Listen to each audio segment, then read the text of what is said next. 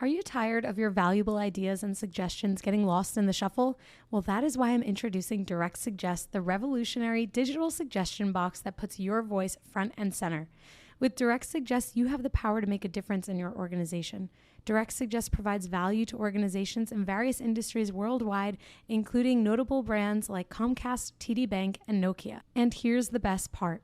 Direct Suggest only costs 50 cents per employee per month, making it an affordable solution for businesses of all sizes. Plus, they have an incredibly high ROI and savings potential with an average 33 times return on investment. The implementation process is also a breeze. Once committed, setting up Direct Suggest from start to finish can be completed in as quickly as a week or less. Don't let your ideas or your team's ideas go unnoticed. Visit directsuggest.com today and start by making a difference with Direct Suggest. Use the promo code HUMANHR for your extended 60-day free trial. Again, visit directsuggest.com to learn more, and remember to use promo code HUMANHR for an extended free trial. Direct Suggest, where your voice matters. Welcome to the Bringing the Human Back to Human Resources podcast.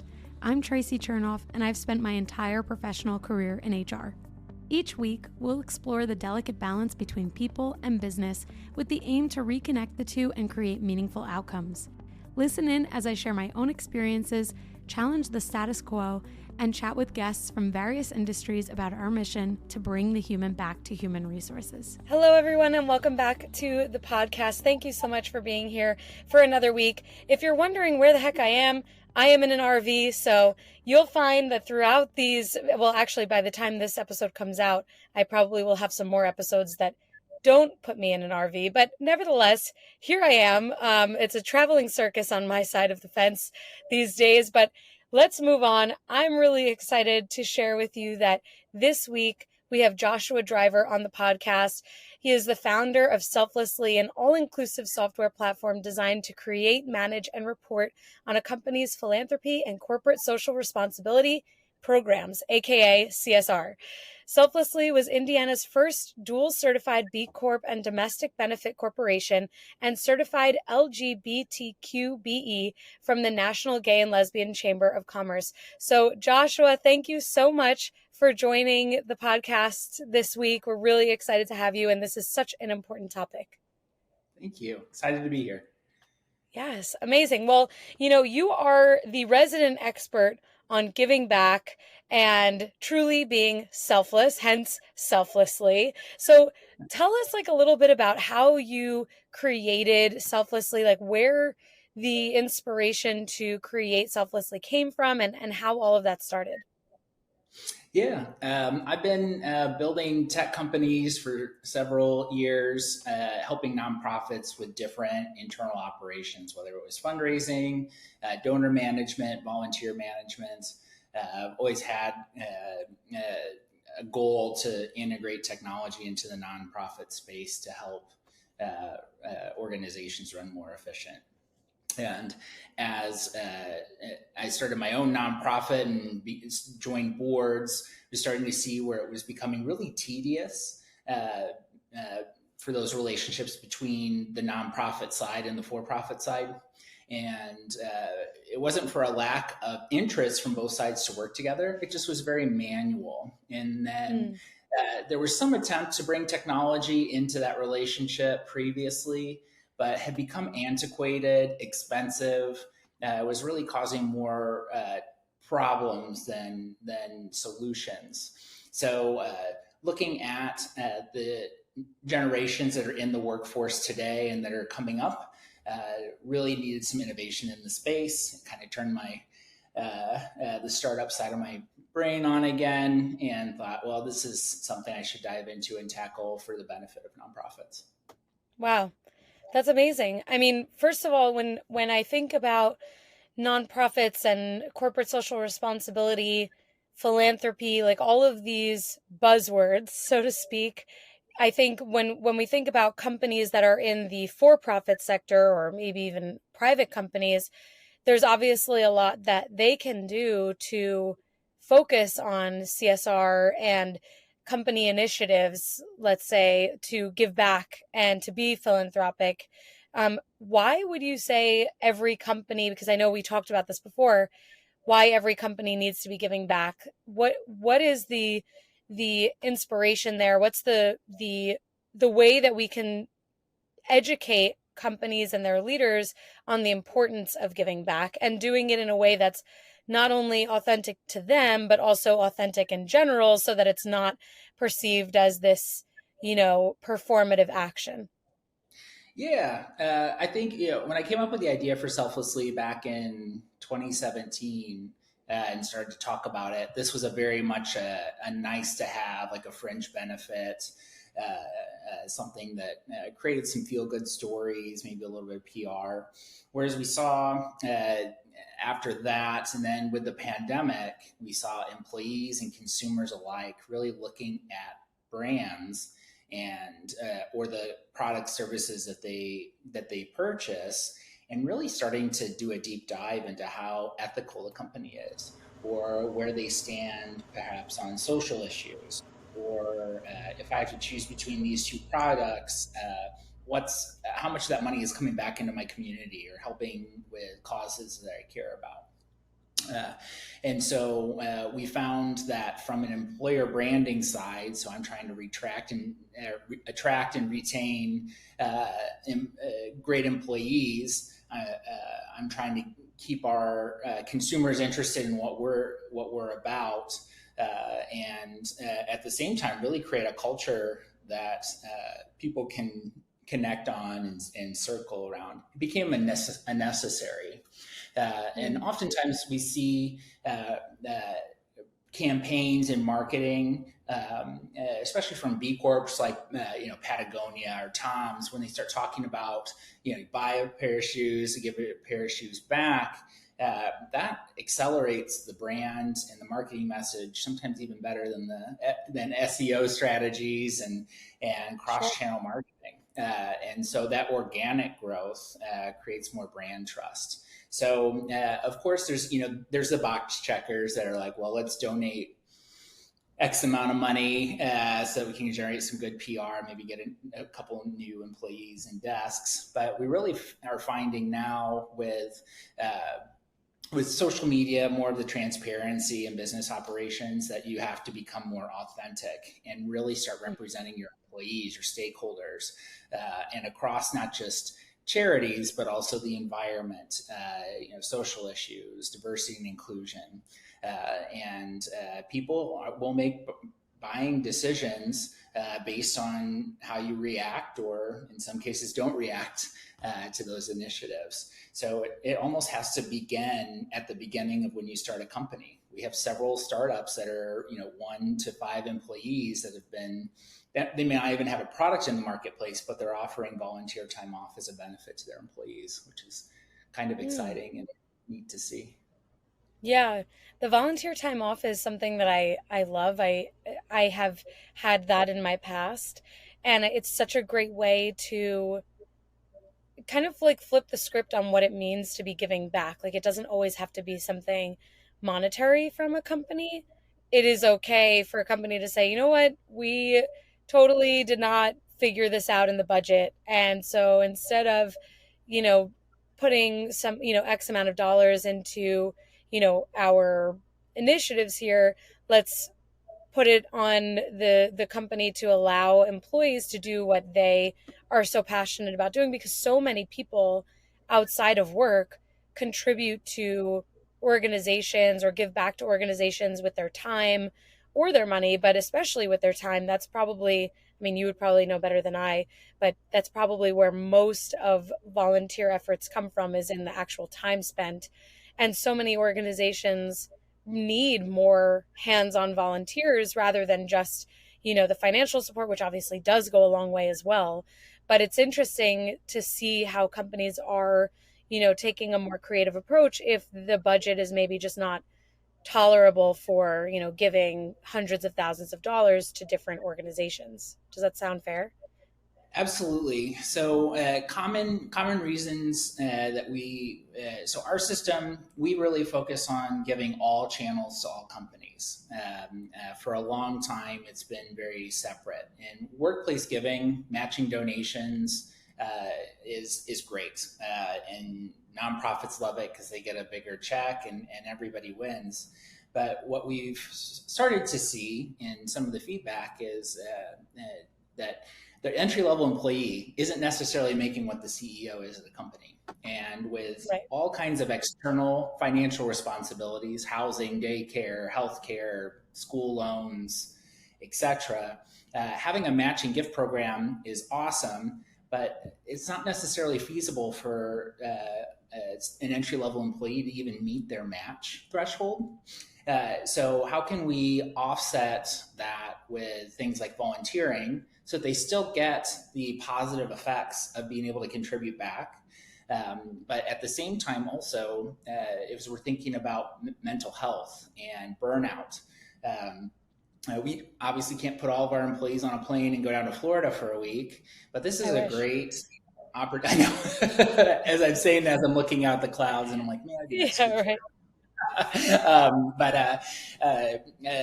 It's a great happy medium to be getting out of the office, disconnect from the email for the day, go work on something that you care about that hopefully has some type of instant gratification for the employee, perhaps even learning some soft skills and productivity lessons that they can bring back to work. I think it's such it's a broader discussion. I think there's a lot of positive benefits outside of just, well, I painted a house. Right. Well, you also got to do some teamwork. You got to know your employee, your colleagues outside of work. You got to get outside instead of being stuck in the office all day. And those are things that aren't necessarily as quantifiable, but can bring real impact back to the workplace. So we do have companies that will come to us and they know what the salary is of every employee. And so if I let all my employees out for 2 hours, that costs our company X amount of money. And so, well, okay, maybe that's what the Excel sheet is saying, but here's all the other things you're going to save money on. And at the same time, authentically, get out and make an impact and also get your brand out there. I understand that there are very analytical people in this world. I'm jealous. I try to avoid Excel and data as much as possible, but let's turn on your heart light a little bit and think about the positive effects there. And so we can kind of break down or peel back the onion, so to speak, with some of those more numbers driven executives. Right. No, I love that. It's so important. I mean, when you think about what 3 hours or 4 hours of someone's day when they're stepping outside of their office, whether it's a physical office or a home office, and they're going to meet with their colleagues and they're doing something that's maybe fun. You're giving back. You're doing something that is just genuinely like a feel-good activity. It does so much more for those individuals who are participating, as well as those who are watching, from the outside looking in, not part of the company, to your point, like spreading this brand awareness. There's so much impact there. And it brings me back to a time in one of my last roles, like at one of my last companies, where we would do different park cleanups in the city and things like that. And it was just always such a fun day, even though you're out in the sun and you're sweating and you're cleaning up trash and you have no idea where this trash comes from. And it's New York City, so you really never know what you're going to find. It was just always such an enjoyable day. And it really reinvigorates people. And it is an engagement driver in so many ways. So I like this approach that you're taking, that, certainly there's the analytical side that you could calculate how much that time is donating in terms of, or what that looks like quantifiably, but the qualitative measures that or positive effects that come out of that are totally insurmountable. I mean, it's really such an opportunity to get people further connected as well.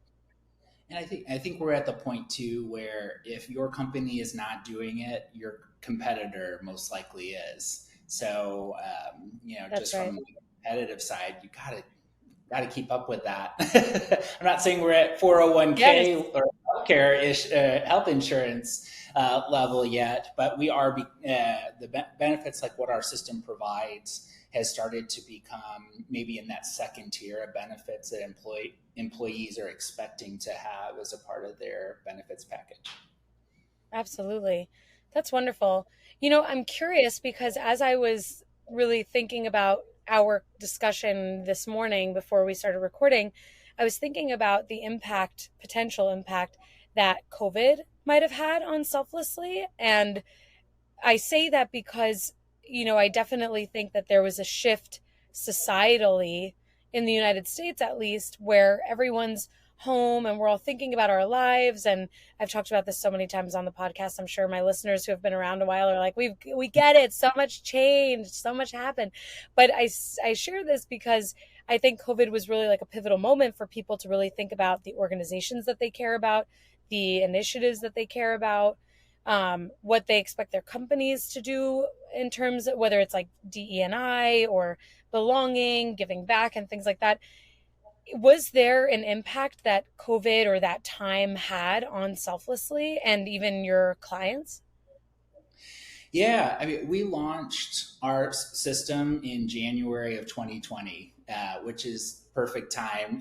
Boring year, nothing, nothing too interesting happened. Maybe murder hornets for a brief period. Oh my gosh! Right. The story that needs to be told is murder hornets, but that's okay. Right, that's right. Interestingly enough, you have this combination of, from a manager or leadership perspective, what is my company going to look like? How are we going to exist without having everybody in the office? What is that going to look like? So the first probably like quarter to half of the year was a lot of, okay, how do we continue operations without knowing what the future holds? So from our perspective, we actually stopped operations and building our software and actually refocused on the nonprofits and how do we connect with nonprofits that are now getting zero funding because everyone's holding on to their money because they don't know what's going to happen, and then have zero volunteer opportunities. And how do we keep these nonprofits afloat?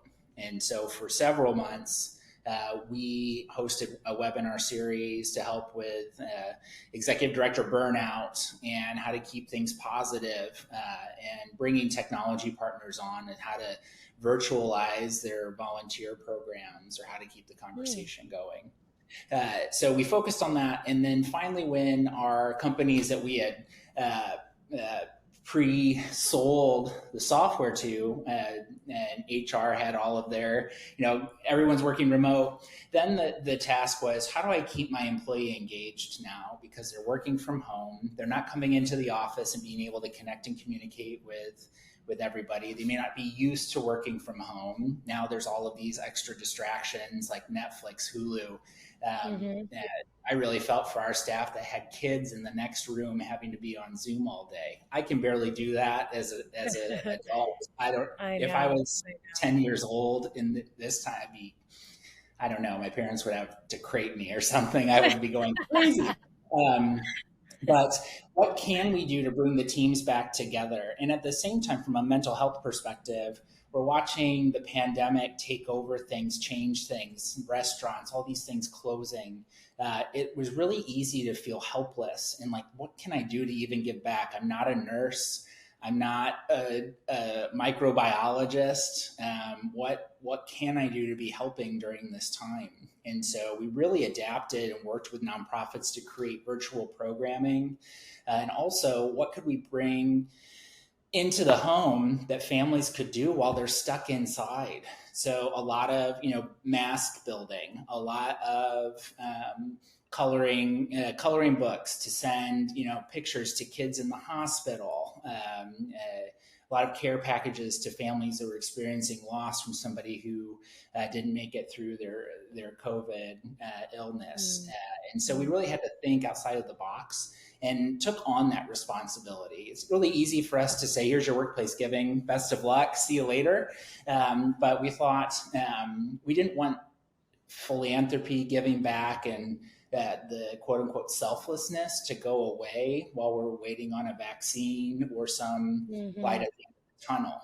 So we used up quite a bit of our brain cells, thinking about what that meant. And at the same time, I think, I know from the feedback that we got from our users, they appreciated when we had a new idea for them on how they could give back, how they could support teachers that were dealing with,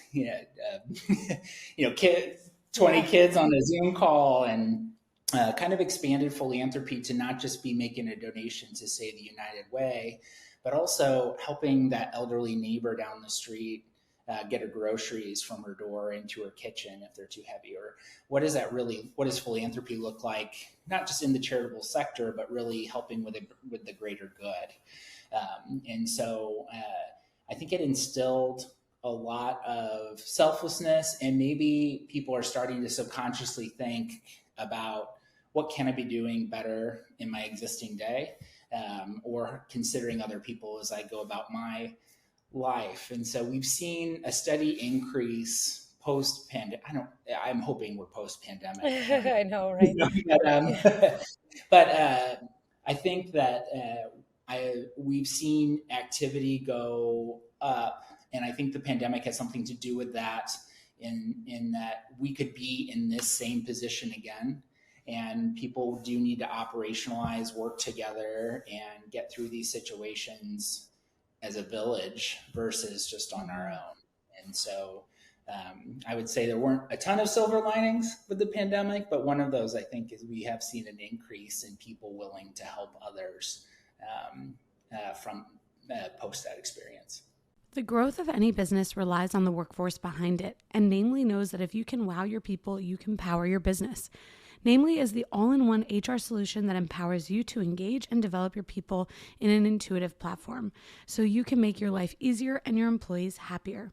Namely's award-winning technology gives your employees the career and connections they need to truly become part of your business.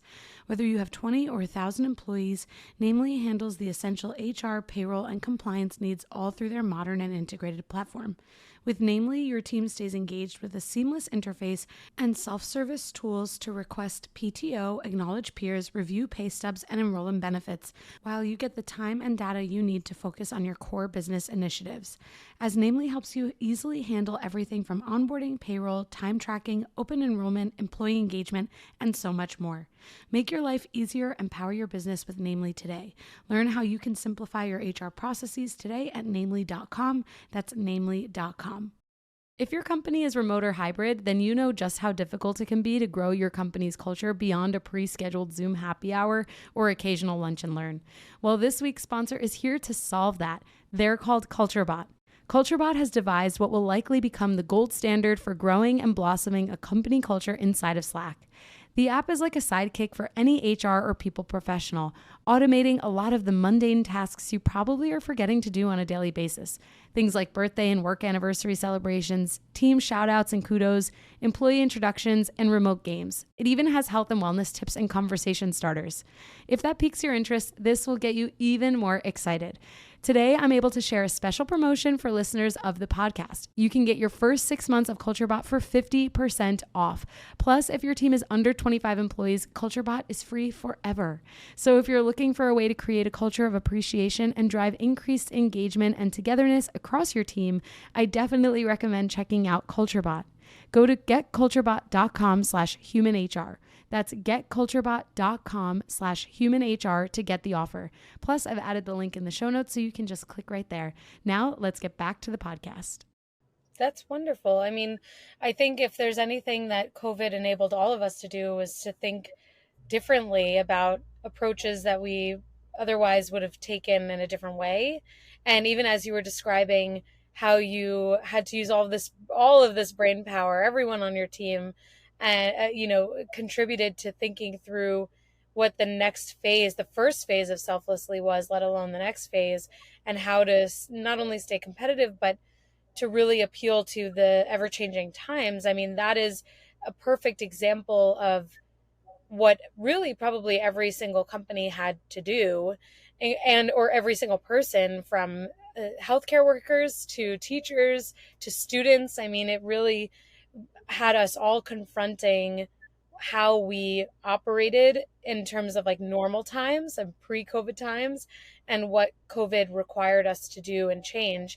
And, this whole conversation that we're having today has made me think about an episode that I did a little while back. It was episode 122 with David Lattin, who is the head of procurement at Logitech.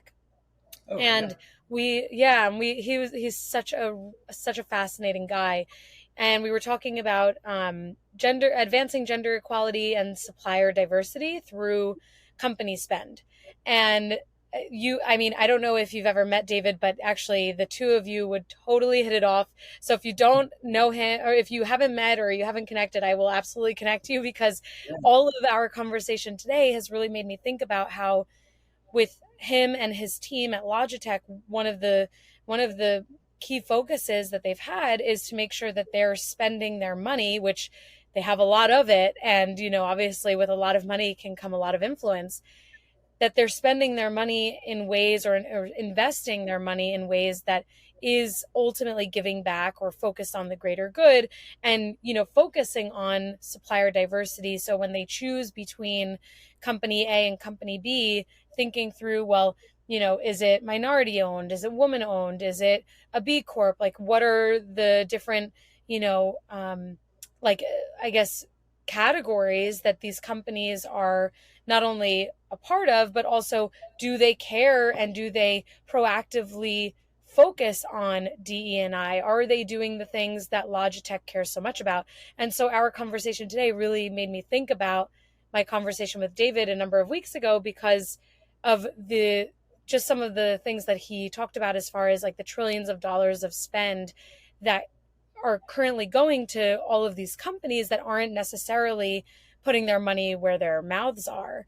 And so when I think about how you're sharing, companies doing things authentically and what philanthropy means, and how with COVID, you really kind of like push the envelope to expand this definition of philanthropy, that companies can also think, can go back to this idea that they can also think about how they're spending their money and with whom they're spending their money. So that just made me nostalgic of that episode, of that conversation.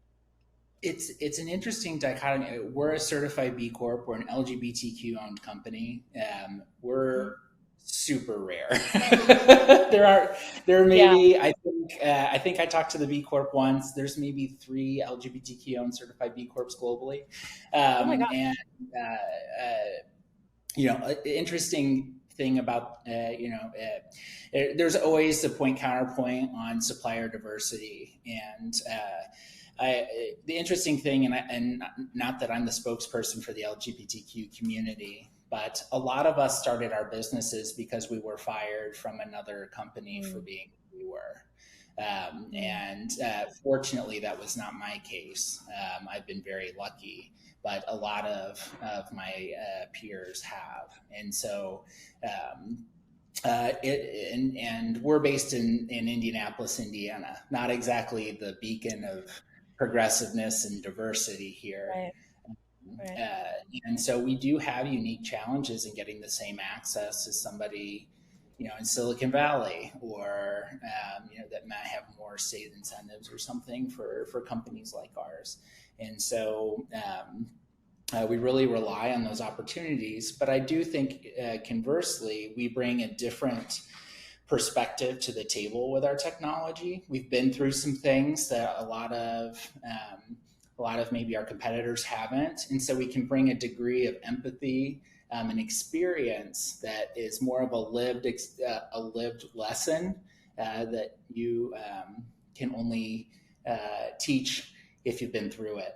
And we find that in a lot of our even in our UI and the way that we build our technology, we're really thinking about a diverse workforce and what tools would that entry-level employee need that maybe the CEO doesn't, and vice versa, and how do we create more accessibility there. And I think that that's I just think that there's so much opportunity there because you have this insight of knowing what it's like to be denied something or not have the same opportunity. So you have to get creative and figure out how to get out there and work around some of those obstacles. So I mean, I'm biased, obviously, love it. But at the same time, there is, it's not, I understand that there's a counterpoint that, oh, you're giving, more opportunity to these people just because they happen to be of a certain gender identity or sexual orientation. But it's certainly not a free ride. I'm certain, we don't just give subpar technology because we can get away with it because we're gay. Like it doesn't work that way. It's not in the contract that they don't. That would be great, but right. If anyone wants to put that in there, be happy to to decrease our service level agreement. But that's hysterical. It is helpful for us to get an opportunity to work with companies like Logitech because we don't have the same access to investors and maybe even the same network to get in front of a David or the like to be able to even pitch them. So,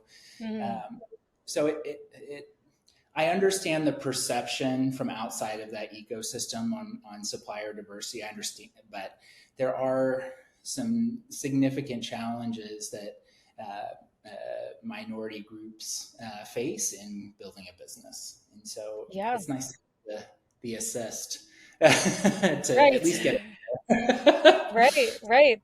This, I think, if I'm remembering correctly, I think this was something that actually came up in our discussion that if, unless a company is really thinking about this, think about all of the missed opportunities, all of the people or the, companies like Selflessly that are owned and operated by groups that do provide supplier diversity that otherwise would be missed, because a company could just say, oh, well, we're just going to go with the most competitive price, or we're going to go with, someone that we've worked with in the past who may or may not be, categorically diverse as a supplier.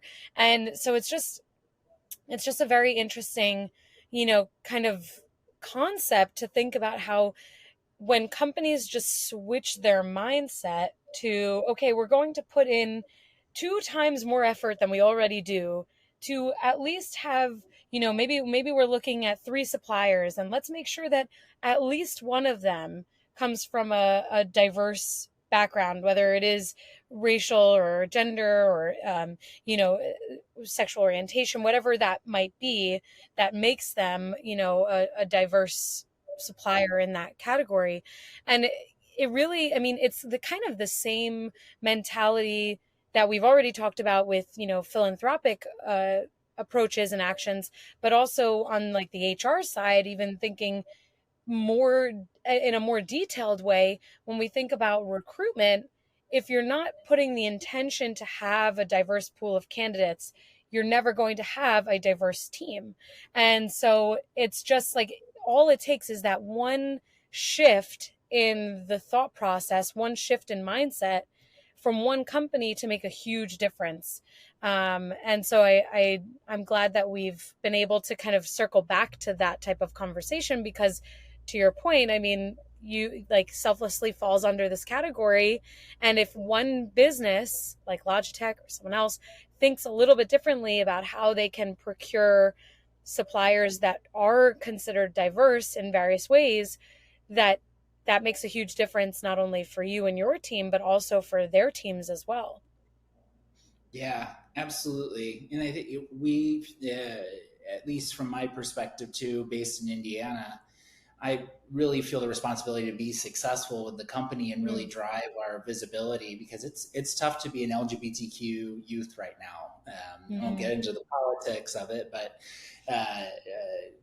being able to be visible in that, yes, just because you're a trans person doesn't mean that if you want to start a company, you can't do it. And so we have to fight through some of the hurdles because we need to be out there and showing that it is possible to thrive as as a member of our community and still equate the same, force, the discussion around getting the same opportunities so that it doesn't feel like it's going to be an ongoing battle.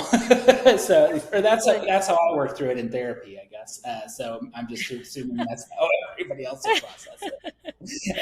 No, it's absolutely fair. I mean, that's like the definition of equity, right? Is enabling everyone to have the same opportunities. It's not saying that we're all treated the same way, although obviously equality would be a great thing. But equity at a minimum is what everyone needs in order to be able to have opportunity to build a business, to have, to be successful as a business owner, and, whatever else kind of comes to mind when it comes to equity. Yep. Just kind of rounding out our conversation here. I know we've talked a ton about like the ethos of CSR and philanthropy and giving back. What can, for the listeners who are tuning in, what can we share with them as far as how to physically and tactfully create programs, how to even like explain or pitch these benefits to executives? Like, what are some of the quantifiable things that they can do, or the data that they can leverage as far as how these types of programs can benefit companies? And what would we say is, just kind of, again, generalizing this, is the best way to kickstart a program?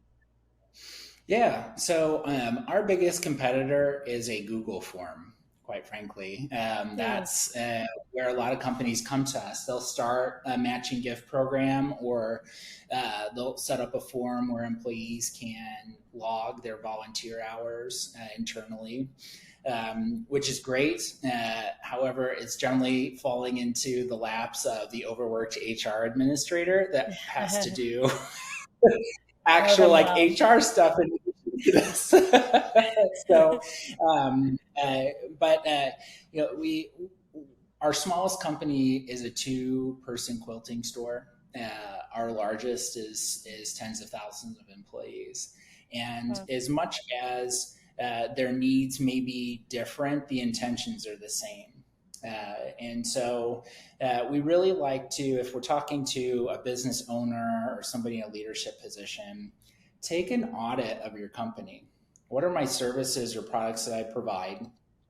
And is there something that we could give away that could be great for a silent auction item? Or if I own a web development company, maybe we should go and reach out to a nonprofit that's operating their website off of a MySpace page or something, and let's get them a legitimate, Squarespace or Wix or something. Right. So it can be as simple as that. But we have a template of like an employee survey that people can send out to survey their employees. Like, what do you care about? What's interesting to you? Do you think we should be even considering the issues affecting our community or causes? And 10 times out of 10, employees are like, it would be really great if I'm on this board of this dog rescue. It would be great if I could leave work for an hour to go pick up a dog in southern Indiana and bring him into the fostering system. Because if it's not talked about, employees generally don't feel like they're empowered to be able to do things like that. And so for leadership to send something out and say, we feel called to be giving back. What does that mean to you? Because it can mean, I say for every 10 employees, there's 10 different ways that they would like to be giving back, or 10 different causes. And so being able to get the insight for the employees increases participation, but also starts to create a new connection between managers and subordinates, and that, wow, they really do want us to be able to live our best life, or they do want to empower us to be able to work on things that we care about as a part of our work day. So that's a great start. And then where we come in is generally when the excitement has taken over and now the HR person is committed to have to report on it, we're here to save them. And really the data and the information that you can get out of a system like ours, we track obviously the aggregated hours, the aggregated dollars that have been donated across causes by name, cause types, the value of products and services that have been donated or grants. But where we're really starting to get into the bigger discussion and what we're excited about is we're working with the United Nations Sustainable Development Goals. So ESG is a very polarizing political term right now. So we decided to go towards the Sustainable Development Goals as a way to diversify the E, S, and G into bigger buckets. So we can now look at 17 different ways companies are investing in the betterment of society. And then also, we're basically like a hub for content for social media. Employees, as they volunteer, they can upload photos, talk about their experience, what they did, what the value was of that. And so it's really easy for that social media marketer to log in and export 3 to 6 months worth of content to be able to pre-program and send out.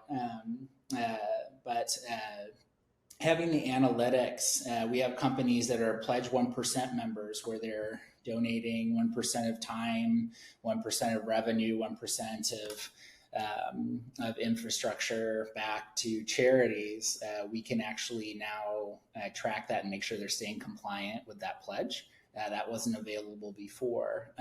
And so anything that would be great for a social impact report can come out of our system. If you are a B-Corp, managing your compliance there.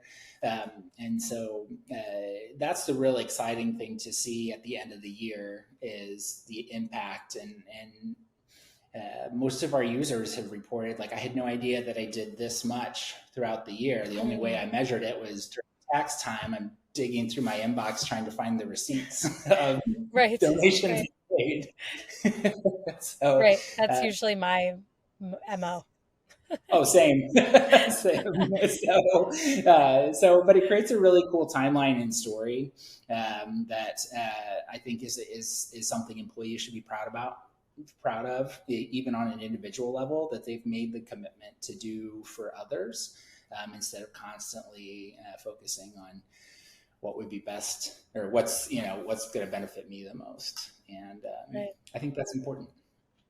That's amazing. Amazing advice all around. I think the listeners are hopefully going to take so much away from this episode. So thank you so much again for joining the podcast. This has been so enlightening and inspiring and everything in between. And by the time this episode comes out, it'll be November. So everyone will be hopefully thinking about their upcoming year strategy and budget, hopefully. So for everyone listening, really keep Joshua's words in mind, keep selflessly in mind, and just keep these initiatives in mind so that you can really make a plan for 2024. I can't even believe it's 2024 almost, to be able to give back and have these programs. So Joshua, thank you so much. I'd love to give you a moment to share where everyone can connect with you and Selflessly and keep the conversation going. Yeah, you can find us at selflessly.io is our website. Our social media channels are at Give Selflessly.